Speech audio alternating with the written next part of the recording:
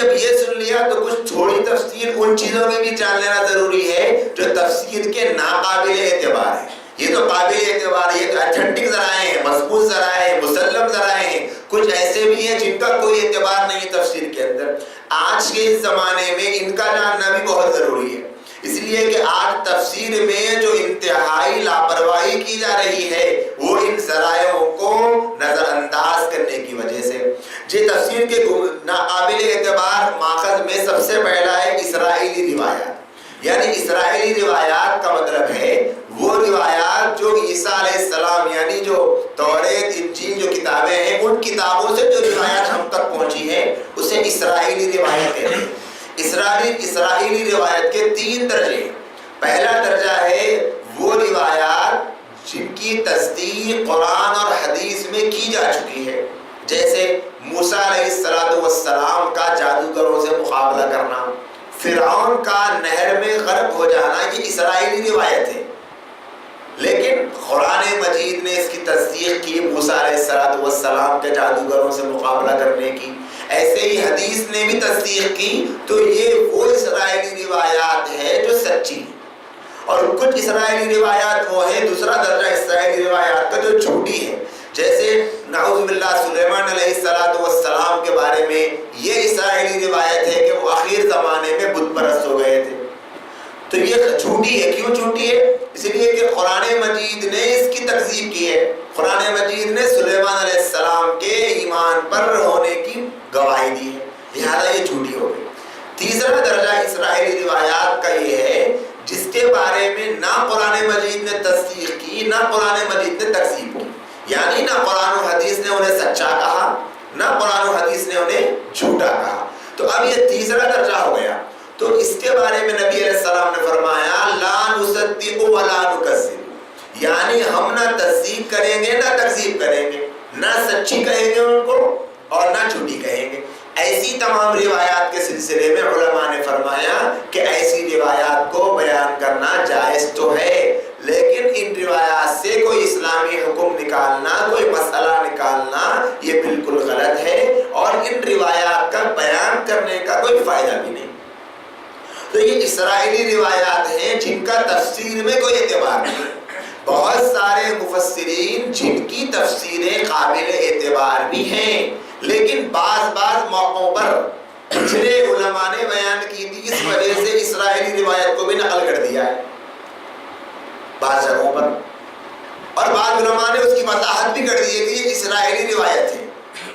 جب اسرائیلی روایت ہے تو نہ اس کی تصدیق کی جائے گی نہ تکذیب کی جائے گی. اسی طریقے سے بعض علماء ایسے ہیں جنہوں نے بیان نہیں کیا، تو علماء نے بعد کے علماء نے ان کی تفسیروں میں سے بھی ان روایات کو پوائنٹ کر دیا ہے کہ یہ وہ روایت ہے جو اسرائیلی ہے، لیکن فلاں مولانا نے اس کو واضح نہیں فرمایا ہے.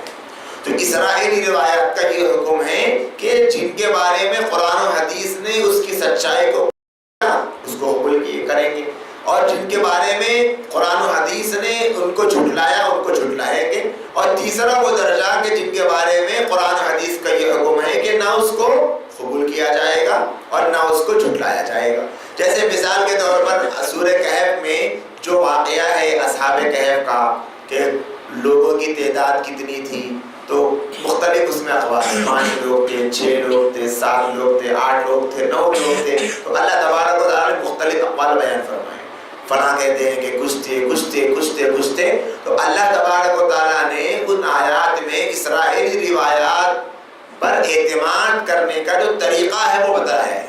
کہ اس کے اوپر اعتماد کیسے کریں گے، اسے قبول کریں گے کیسے چھوڑیں گے، اس کی تفصیل بتلائی ہے. تو معلوم ہوا کہ اسرائیلی روایات کے 3 درجے ہیں. پہلا درجہ ہے جس کو قرآن و سنت نے قبول کیا، دوسرا ہے قرآن و سنت نے جس کی تکذیب کی، تیسرا ہے جب نہ تکذیب کی نہ تصدیق کی. ہمارے لیے کیا حکم ہے؟ علماء نے سب چھان کر جانچ کر سب تیار کر دیا ہے کہ علماء جہاں وضاحت کر دیں کہ اسرائیلی روایت ہے بس ہمیں اس کو یقین کر لینا ہے. اور اسرائیلی روایات کے سلسلے میں بعض لوگ چونکہ انہیں تحقیق نہیں ہوتی، اب کوئی روایت مل گئی کہیں پر بھی کسی پوسٹ میں کسی بھی جگہ پر پڑھ لی اور پڑھنے میں بڑی اچھی لگی، بڑا دل کو بھانے لگی، تو فوری طور پہ اس کو آگے بڑھا دیتے ہیں کہ دیکھو یہ حدیث ہے. ہاں روایت تو ہے لیکن اسرائیلی روایت ہے، اس کے سچے ہونے اور جھوٹے ہونے میں کوئی یقین سے نہیں کہہ سکتے ہیں. اب اس کے اوپر بحث کی جاتی ہے کہ ہاں یہ سچی ہے یا جھوٹی ہے. کوئی کہتا ہے کہ نہیں فلاں اتنے بڑے عالم نے اتنی بڑی کتاب میں لکھا ہے. بالکل اس عالم کی وہ کتاب بہت قابل اعتبار ہے، لیکن یہ حدیث اور یہ روایت جو انہوں نے نقل کی وہ اسرائیلی روایت ہے، اس میں بحث کرنے کی کوئی ضرورت نہیں.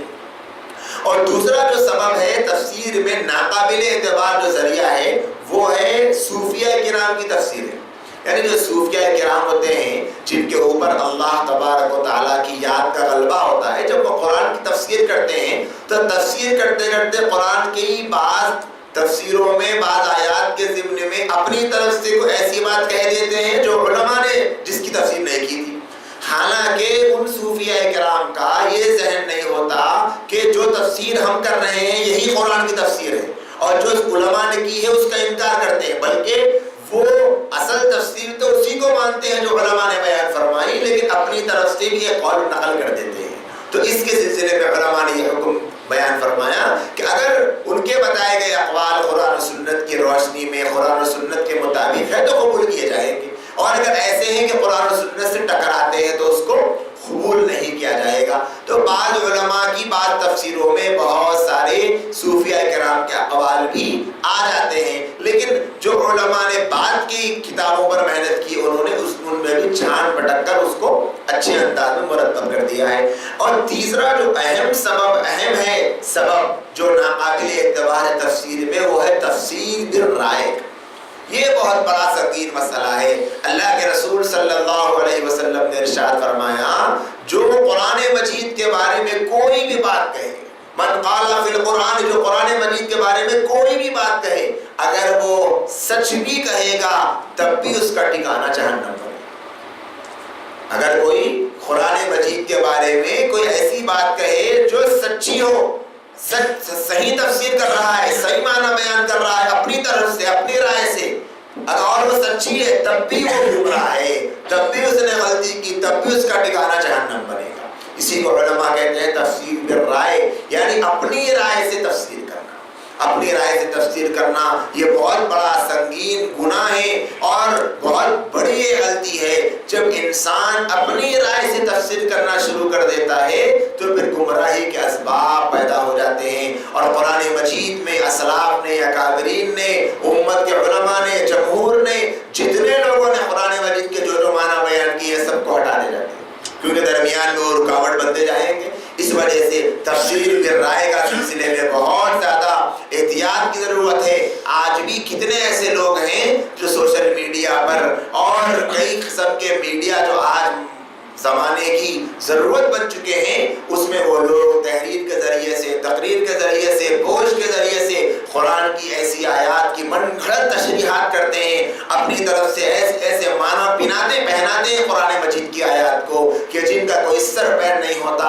اکابر علماء سے ٹکراتی ہیں ان کی تفسیریں، اور اکابر علماء سے ان کی تفسیروں میں بہت بڑا فرق نظر آتا ہے، لیکن اس کے باوجود اپنی طرف سے تفسیریں کرتے ہیں. اور بات ہے باپ تو علم نہ ہونے کے نتیجے میں سننے والوں کو خوش کرنے کے لیے کہ اگر میں کہہ دوں گا تو سننے والے واہ واہ کہیں گے، تو ایسی بھی تفسیریں کر رہے ہیں. کئی ایسے علماء نے کئی ایسے لوگوں پر تفسیرہ کیا ہے، ان کو ان کی نوٹس لی ہے کہ انہوں نے قرآن مجید کی بتلائے گئے اسلوب میں زمین کے، قرآن کے بتلائے گئے پس منظر میں کہ زمین کے بارے میں قرآن کیا کہتا ہے، آسمان کے بارے میں کیا کہتا ہے، سورج اور چاند کے بارے میں کیا کہتا ہے، ایسی بہت ساری چیزوں میں اپنی طرف سے تفسیریں کی ہیں، اور علماء نے ان کی گرفت کی ہے، ان کے ان تفسیروں پر نوٹ کیا ہے. لہذا کسی کو بھی اجازت نہیں ہے اپنی طرف سے تفسیر کرنے کی. اب جو لوگ ہیں ان کو چاہیے کہ قرآن مجید کی اگر تفسیر پڑھنا ہے تو قرآن مجید کی تفسیر کرنا ہے تو اپنے ان علماء، ان اکابرین کی تفسیرات کو پڑھیں جن کو اللہ تبارک و تعالیٰ نے مقبولیت سے نوازا، علماء نے جن کو قبولیت کی نگاہوں سے دیکھا، جن کے علماء کی نگاہ میں ان کی تفسیریں مستند ہے، اتھینٹک ہے، بس ان کی تفسیروں کا مطالعہ کریں. اپنی طرف سے قرآن مجید کو کوئی نیا معنی پہنائیں گے تو پھر اپنا ٹھکانہ جہنم میں بنانا پڑے گا. اور اس سلسلے میں تفسیر میں گمراہی کے جو اسباب ہیں وہ 2-4 اسباب جو میں آپ کے سامنے ذکر کر دوں تاکہ ہم کو پتا چلے کہ آج قرآن کے نام سے جو قرآن لوگوں کو گمراہ کیا جا رہا، قرآن کی تفسیر کے نام پر آپ اگر یوٹیوب پر چکر کر کے دیکھ لیں تو بیسیوں آپ کو ایسی ویڈیوز ملیں گی کہ جن کی تفسیر کرنے والوں کا اگر پرسنٹیج نکال کر دیکھا جائے گا تو جن میں 10 کا اگر ہم فیصد نکال لیں تو 8 تو ایسے ملیں گے جن کا تعلق نہ مدرسے سے رہا، نہ علماء سے رہا، نہ صلحاء سے رہا، نہ تفسیری کتابیں ان کے مطالعے میں ہیں، پتہ نہیں سمجھ نہیں آتا کہ یہ کون ہے جو تفسیر کر رہے ہیں، نہ ان کا کوئی علمی بیک گراؤنڈ ہے، نہ ان کی کوئی علمی قابلیت پتہ چلتی ہے، نہ مدرسے سے سال ہا سال لگا کر انہوں نے محاورات عرب کو، تفسیر قرآن کو اور اصول فقہ کو، اصول حدیث کو، اصول تفسیر کو اور کتنے جو علم ضروری ہے تفسیر کرنے کے لیے ان کو پڑھا ہے، ایسی بات ملتی ہے۔ لیکن اس کے باوجود قرآن لے کر بیٹھے ہوئے ہیں اور تفسیر کر رہے ہیں اور لوگ ان کے تفسیروں پر واہ واہ بھی کر رہے ہیں اور ان کے اوپر ماشاءاللہ اور سبحان اللہ کے جملے بھی کسے جا رہے ہیں۔ کسی کو کچھ خبر نہیں کہ یہ قرآن کی تفسیر کے نام پر امت کو غلط راستے پہ لے کے جا رہے ہیں۔ بیسیوں لوگ آپ کو ملیں گے نہ جن کو قرآن مجید کا ترجمہ پڑھنے آ رہا، نہ قرآن مجید کا صحیح وہ تلفظ کر پا رہے ہیں، نہ انہیں پتا ہے کہ مد کہاں کرنا ہے، غنہ کہاں کرنا ہے، زبر زیر پیش کی صحیح ادائیگی بھی نہیں کر پاتے ہیں، لیکن قرآن کی تفسیر کرنے کے لیے بیٹھ گئے۔ تو سب سے پہلا جو سبب ہے تفسیر میں گمراہی کا وہ نااہلیت ہے، یعنی قرآن کی تفسیر کرنے کا بندہ اہل نہیں ہے، اس کے پاس صلاحیت نہیں ہے، اس کے پاس ایسی کوالیفیکیشن نہیں ہے کہ قرآن مجید کی تفسیر کر سکے، لیکن اس کے باوجود قرآن لے کر بیٹھ گئے اور تفسیر کرتے جا رہے ہیں۔ دنیا کی مثال ہم دیکھ لیں، کوئی بندہ اگر ڈاکٹر کی جو کتابیں ملتی ہے لائبریریز میں، کتب خانوں میں، بک اسٹور میں، وہ خرید لے اور MBBS کے جتنے کورسز ہو سکتے ہیں وہ ساری کی ساری بک ریڈ کر لیں اور جو کچھ ہو سکتا ہے وہ سارا مطالعہ کر کے پڑھ لیں، اور پڑھنے کے بعد اگر یہ کہے کہ میں کسی کا علاج کرنے کے لیے ایک چھوٹا سا کلینک ڈالنا چاہتا ہوں، تو کون ہے جو اپنے آپ کو اس کے حوالے کرنے کو تیار ہے؟ وہ تو یہ سوچے گا کہ میں اس کے بعد جانا گویا اپنی جان کو ہلاکت میں ڈالنا ہے۔ پھر کیسے یہ مسلمان گوارا کر لیتا ہے کہ ایک ایسے بندے کی تفسیر سن کے اور اپنے ایمان کو ہلاکت میں ڈال لے؟ ایمان ہلاک نہیں ہوتا، اور کیا ہوگا کہ بس اس نے بس قرآن مجید کی تھوڑی بہت عربی گرامر پڑھ لی اور کچھ اوپر نیچے کی چیزیں پڑھ لی، تھوڑی بہت زبر زیر پیش کو، تھوڑا بہت الفاظ کو، ورڈز کو، تھوڑا جمع کے صیغے کو، واحد مذکر مؤنث تھوڑا بہت اس نے پڑھ لیا اور پڑھ کر تفصیل لے کر بیٹھ گیا ہے قرآن کی، اور لوگ بڑے مزے سے سن رہے ہیں۔ اور مزے سے سنیں گے کیوں نہیں؟ اس لیے کہ مزے کی باتیں تو وہی ہوتی ہے جہاں پر پیچھے سے کوئی ربط نہ ہوتا ہے۔ اکابر کا، اسلاف کا، قرآن کا، سنت کا، 14 صدیوں کا جہاں ربط ہوگا وہاں تو قرآن سے خشیت ملے گی، قرآن سے اللہ کا تعلق مضبوط ہوگا، نبی علیہ السلام کی محبت بڑھے گی، نبی کی اتباع کا جذبہ پیدا ہوگا، نبی کی سنتوں سے محبت پیدا ہوگی، نبی کا مشن سمجھ میں آئے گا، نبی کے دنیا میں بھیجے جانے کا مقصد سمجھ میں آئے گا۔ لیکن وہاں تو تفسیر میں تو بس زبان کو مزے آ رہے ہیں کہ بولے کہ کیا بہترین نقطہ بیان کیا، کیا بہترین فلاں چیز فلاں چیز فلاں چیز، کیوں؟ کوئی علماء سے ربط نہیں۔ اس لیے میرے بھائیوں اور میری عزیز بہنوں، سب سے پہلا جو سبب ہے نااہلیت ہے، کچھ نہیں آتا۔ آج کے زمانے کا بہت بڑا المیہ یہ ہو چکا ہے، جب سے سوشل میڈیا نے ترقی کی اور پیغامات کے ذرائع آسان ہو گئے، بہت بڑا المیہ یہ بن چکا، اگر آپ کو کچھ نہیں آتا تو آپ قرآن لے کر بیٹھ جائیں اور تفسیر کرنا شروع کر دیں، مرد ہو یا عورت ہو، بس قرآن لے کر بیٹھ جائیں اور قرآن کی تفسیر کرنا شروع کر دیں، آپ کی بے انتہا مقبولیت ہو جائے۔ کچھ پتہ ہی نہیں کہ کتنی تفسیریں ہیں قرآن کی، یہ تک نہیں پتا، کس کی تفسیر اتھینٹک ہے یہ تک نہیں پتا ہے وہ تفسیر کرنے والوں کو، بس لے کر بیٹھے مجید کی تفسیر۔ اور یہ کہا جا رہا ہے کہ اس آیت کے سلسلے میں میں تو یہ معنی بیان کرتا ہوں، مجھے یہ مطلب سمجھ میں آ رہا ہے، میرے ذہن میں یہ بات آ رہی ہے، اس آیت سے یہ معنی مجھے سمجھ میں آ رہا ہے، اس طریقے سے تفسیریں کی جا رہی ہیں۔ حالانکہ آپ قرآن مجید کے اوپر، تفسیر کے اوپر، علم تفسیر پر، قرآن کے معنی کو تلاش کرنے کے لیے جن علماء نے اپنی جانیں لگا ڈالی، آپ ان کی تفسیریں اٹھا کر پڑھیں گے تو وہاں کہیں پر بھی وہ ایسے کہتے ہوئے آپ کو نظر نہیں آئیں گے کہ مجھے یہ سمجھ میں آ رہا ہے۔ کہتے ہیں ابن مسعود نے یہ کہا، ابن عباس نے یہ کہا، مجاہد نے یہ کہا، قتادہ نے یہ کہا، فلاں نے یہ کہا، فلاں نے یہ کہا، فلاں نے یہ کہا، اتنے بزرگوں کا، صحابہ کا، تابعین کا، تابعین کا نام لینے کے بعد آخر میں یہ کہتے ہیں آج کے زمانے کے اعتبار سے اگر فلاں صحابی یا فلاں تابعی یا فلاں عالم یا 50-500 سال پہلے کے کسی بڑے عالم کہ اگر ان کی رائے کو قبول کیا جائے اور آج کے زمانے کے اعتبار سے اس پر عمل کیا جائے تو ہمارے لیے بہت فائدہ ہے۔ وہ علماء ایسے بیان کر رہے ہیں تفسیر کو احتیاط کے ساتھ، اور آج کے نرسری اسٹینڈرڈ کے بچے یہ لوگ دھڑل لیتے، جو منہ کو آ رہا بولتے جا رہے ہیں، بولے کہ ہاں صاحب کر سکتے، یہ میرے ذہن میں یہ مطلب آ رہا، میرے ذہن میں یہ مطلب آ رہا۔ اور بعض تو ایسے بھی ہو گئے کہ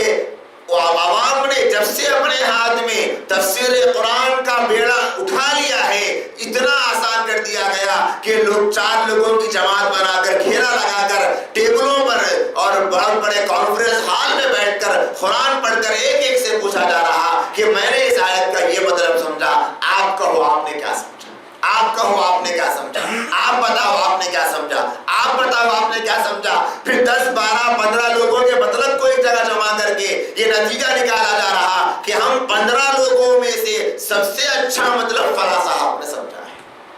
کیونکہ قرآن اس لیے تھا، اللہ کے نبی فرماتے ہیں جو اپنی رائے سے قرآن میں کچھ بھی کہے اپنا ٹھکانہ جہنم میں، کچھ بھی کہے، اور یہ تک فرمایا کہ اگر سچ بھی کہے، اچھی بات بھی کہے، ٹھیک بات بھی کہے، پھر بھی ٹھکانہ جہنم بنا لے۔ یہ قرآن ہے، کوئی بچوں کا کھیل ہے؟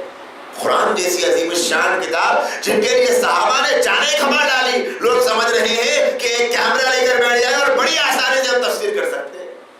دنیا میں تو لوگ واہ واہ کر لیں گے، لیکن کل آخرت میں ٹھکانہ پتہ چلے گا۔ اللہ کے رسول صلی اللہ علیہ وسلم سے کی آنکھ سے آنکھ ملا پائیں گے یا نہیں، کل پتہ چلے گا کہ قرآن کے ساتھ یہ سلوک کیا جا رہا ہے کہ اہلیت نہیں ہے، اس کے باوجود قرآن مجید کی تفسیر کی جا رہی ہے۔ اور دوسرا جو گمراہی کا سبب ہے وہ قرآن کریم کو اپنے نظریات کے تابع بنانا ہے۔ ایک دوسرا سبب یہ لوگوں کی زندگیوں میں نظر آتا ہے، اکابر علماء نے لکھا ہے ان باتوں کو کہ ایک نظریہ اپنے ذہن میں بنا لیا، اب اس نظریے کو قرآن مجید میں تلاش کر کر کے قرآن کو اس نظریے کے تابع بنایا جا رہا ہے۔ مثال کے طور پہ اگر یہ نظریہ ذہن میں بٹھا لیا کہ زمین گھومتی ہے، تو اب قرآن میں تلاش کیا جا رہا، قرآن کی آیت کے، قرآن کے مطلب کو، قرآن کی تشریح کو زبردستی موڑ موڑ کر اس جانب لانے کی کوشش کی جا رہی ہے کہ قرآن سے یہ ثابت کیا جائے کہ زمین گھومتی ہے۔ یہ نظریہ قرآن سے ثابت ہونا یہی قرآن کے حق ہونے کی دلیل ہے، نعوذ باللہ یہ سمجھا جا رہا ہے۔ حالانکہ قرآن مجید ان نظریوں کو بیان کرنے کے لیے نہیں دیا گیا ہے۔ قرآن مجید سے اگر کوئی نظریہ ثابت ہو رہا ہے تو ہو رہا ہے، لیکن اس کو ثابت کرنے کے لیے بہت سے لوگ ایسے ہیں جنہوں نے اخلاص کے ساتھ قرآن مجید کی حقانیت کو ثابت کرنے کی نیت سے اس طرح کی کوشش کی کہ قرآن مجید میں اپنے نظریات کو ٹھوکنا شروع کر دیا، حالانکہ یہ بھی گمراہی کا بہت بڑا سبب ہے۔ اور تیسرا سبب ہے زمانے کے افکار سے مرعوب ہونا، کہ کوئی سائنسداں ایک نظریہ، ایک تھیوری پیش کر دے، اب اس سے متاثر ہو کر یہ کہنا کہ قرآن مجید بھی ان کے نظریات کے تابع ہو جائے۔ جیسے بہت سارے لوگ سائنسی مسائل کو قرآن میں تلاش کرتے ہیں کہ سائنس کی تصدیق کرے قرآن، سائنسی انکشافات، سائنسی تحقیقات، سائنس کی ریسرچ جو آج ہمارے سامنے آتی جا رہی ہے، قرآن اس کی تصدیق کرے تو قرآن مجید کی حقانیت کی دلیل ہوگی، نعوذ باللہ۔ حالانکہ قرآن مجید سائنسی انکشافات کی صداقت کے بنیاد پر سچا یا جھوٹا قرار دیا جائے، اس لیے یہ کتاب نازل نہیں ہے۔ قرآن مجید تو قرآن ہے، قرآن مجید میں جو اللہ تبارک و تعالیٰ نے سائنسی ایجادات کا تذکرہ کیا، جیسے سائنس کے اعتبار سے جو چیزیں ہیں، زمین کا تذکرہ کیا، آسمان کا تذکرہ کیا، چاند کا، ستاروں کا، سیاروں کا، سورج کا، بہت ساری چیزوں کا اللہ نے قرآن مجید میں تذکرہ فرمایا۔ یہ اس لیے نہیں ہے کہ سائنسی ایجادات کی تصدیق ہو، بلکہ قرآن مجید کا یہ موضوع بھی نہیں ہے۔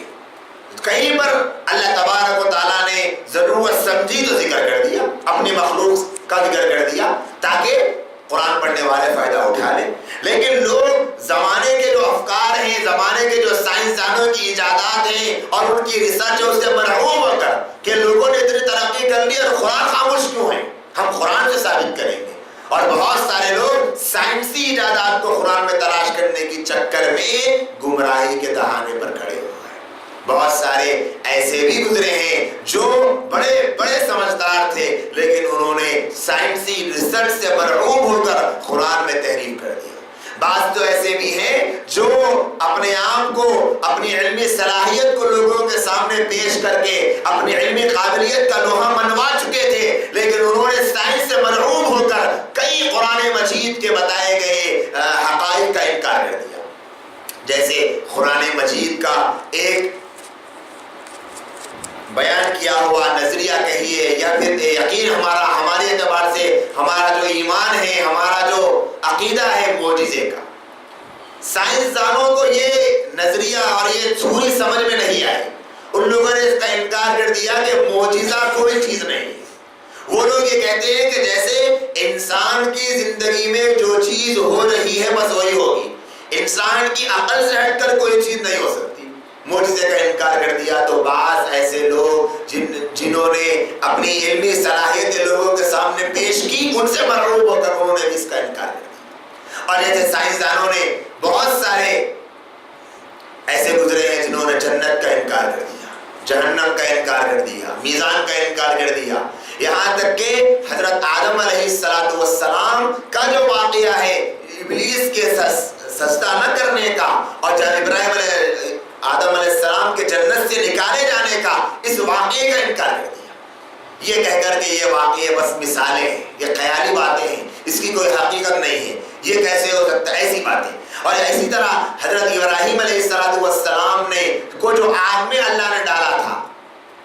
یعنی نمرود نے ڈالا تھا تو اللہ نے بچایا تھا آگ میں جلنے سے، اس کا بھی انکار کر دیا. کیوں انکار کر دیا؟ سائنسی نظریہ ان کی تھیوری یہ ہے کہ آگ کی صفت ہے جلانا، آگ کی صفت ہے جلانا. وہ ابراہیم علیہ السلام آگ میں ڈالے گئے اور نہیں جلایا، یہ کیسے ہو سکتا ہے؟ لہذا ہم نہیں مانتے ہیں، ہم اس کو نہیں مانتے ہیں. کیوں؟ کیونکہ آگ کی صفت جلانا ہے، آگ نہیں جلا رہی ہے، مطلب یہ بات غلط ہے. تو بہت سارے مسلمان بھی ایسے گزرے ہیں جو ان سے مرعوب ہو کر راستے سے ہٹتے چلے گئے. تو یہ تیسرا سبب ہے تفسیر میں گمراہی کا. اور چوتھا سبب ہے قرآن کے موضوع کو غلط سمجھنا. جیسے قرآن کے موضوع کو ہر اپنی من پسند اور ہر اپنی فیوریٹ چیز کو، اپنے فیوریٹ موضوع کو قرآن میں لا کر چپکانے کی فکر کرنا کہ بولے کہ نہیں صاحب یہ قرآن کا موضوع ہے. جیسے جن کا ذہن سیاروں میں، ستاروں میں، فلاں چیزوں میں گھومتا ہے، بس اسی فکر میں کہ قرآن تو سائنسی نظریے کو پیش کرنے کی کتاب ہے، قرآن تو معاشیات کی کتاب ہے، قرآن تو فلاں کتاب ہے، قرآن تو فلاں کتاب ہے. قرآن مجید کے موضوع کو صحیح نہ سمجھنے کا نتیجہ ہے آج آپ بیسیوں لوگوں کے ساتھ زبانوں سے سن لیں گے قرآن کا موضوع کیا ہے. ہر کوئی اپنے اپنے اعتبار سے الگ موضوع بیان کر رہا ہے. اصل موضوع جو قرآن کا ہم نے قرآن کے موضوع میں سنا تھا. سب سے پہلے جو ہمارا ٹاپک ان مجلسوں کے شروع میں ہوا تھا وہ تھا قرآن کا موضوع. قرآن کے موضوع کے سلسلے میں سنا تھا کہ قرآن کا موضوع یہ ہے کہ آخرت کی تیاری پر انسان کو آمادہ کرنا. آخرت کی تیاری انسان کا اصل مقصود ہے. مرنے کے بعد کی زندگی کی تیاری، اس کی پریکٹس انسان کو کروانا مقصود ہے. اب اس تیاری کے دوران خوشی ہے، غم ہے، سونا ہے، جاگنا ہے، اٹھنا ہے، بیٹھنا ہے. اسی طریقے سے زمینی حقائق ہے، آسمانی حقائق ہے، دنیا کی چیزیں انسان کی زندگی میں جو کچھ پیش آ سکتی ہے قرآن نے بار بار جگہ ان کا بھی تذکرہ کیا. تو اصل موضوع قرآن مجید کا انسان کے اندر آخرت کی تیاری کا جذبہ پیدا کرنا ہے. اس لیے قرآن مجید کا نزول کیا گیا ہے. تو لوگ قرآن مجید کے موضوع کو غلط سمجھتے ہیں، اس وجہ سے بھی قرآن مجید کے تفسیر کرنے میں گمراہی ہو جاتی ہے. لہذا یہ جو اسباب ہیں ان اسباب سے بچیں گے تو گمراہی کے راستے بھی بند ہو جائیں گے. اب ہماری یہ ذمہ داری ہے کہ قرآن مجید کی تفسیر اگر ہم سنیں کہیں پر بھی تو ایسے بندے سے سنیں جو ایتھنٹک ہو، جو کہیں پر مستند طریقے سے، مستند ذریعے سے علم حاصل کیا ہوا ہو، دین کا علم حاصل کیا ہوا ہو. کیوں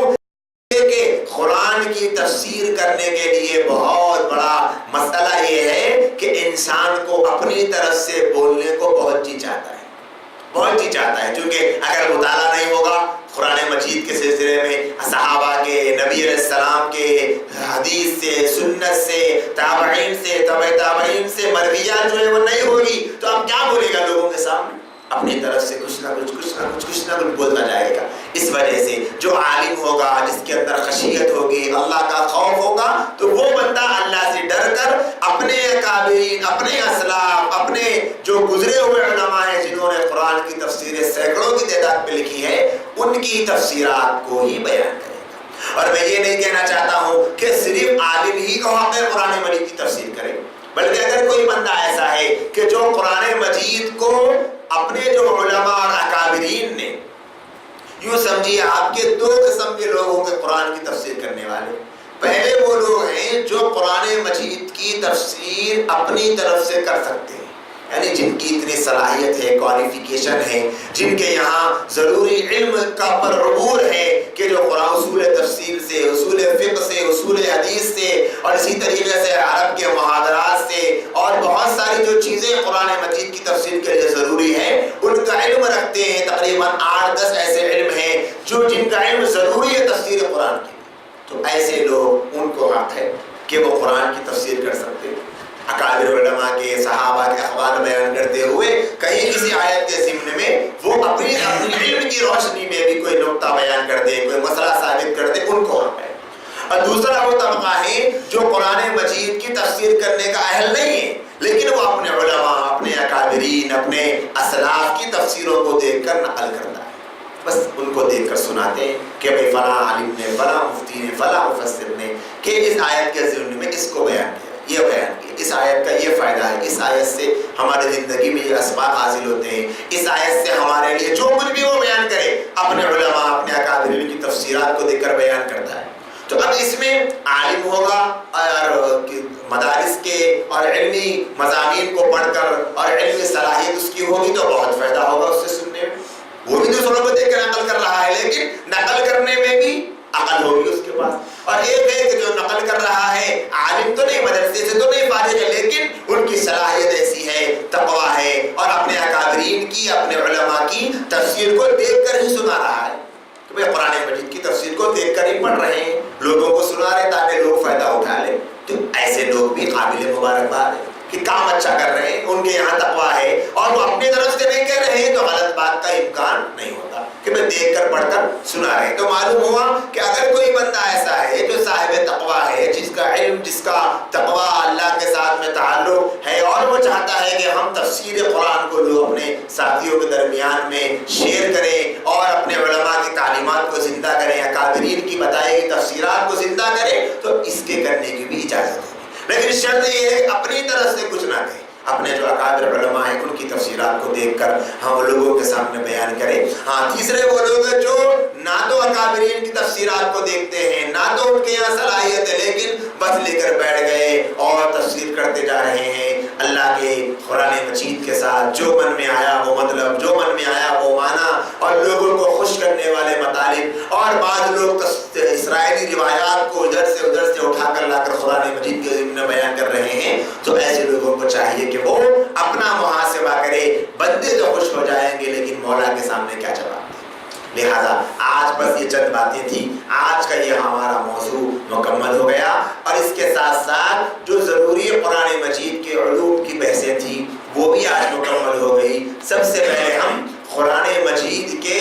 اسماء پر بات کیے تھے کہ قرآن کے 4 اسماء ہیں، پھر قرآن مجید کا موضوع، قرآن کے 5 موضوعات، پھر اس کے بعد وحی کی ضرورت کیوں، وحی کی 2 قسمیں، اور وحی کی قسموں کے بعد میں پھر اس کے اوپر ہونے والے اعتراضات کے جوابات دیے گئے تھے، پھر اسی طریقے سے شان نزول کے سلسلے میں بات ہوئی، نزول قرآن کی مدت کے بارے میں بات ہوئی، اور پھر اسی طریقے سے اسٹیپ بائی اسٹیپ قرآن مجید کی تاریخ پر بات ہوئی، حفاظت قرآن پر بات ہوئی، اور اسی طریقے سے قرآن تفسیر کے جو علم ہے اس کے بارے میں بات ہوئی، تفسیر کے بنیادی ماخذ کے بارے میں بات ہوئی، جو مستند ماخذ ہے اور وہ ماخذ جو ناقابل اعتبار ہے ان کے بارے میں بات ہوئی، اور بھی تفسیر میں گمراہی کے اسباب کے بارے میں بات ہوئی۔ یہاں پر آج ہمارا یہ تفصیلی موضوع جو پچھلے کئی ہفتوں سے چل رہا تھا مکمل ہو گیا ہے۔ انشاءاللہ آئندہ مجلس سے ہم قرآن مجید کی تفسیر کا باضابطہ آغاز کریں گے. اللہ نے چاہا تو قرآن مجید کی تفسیر کا ہم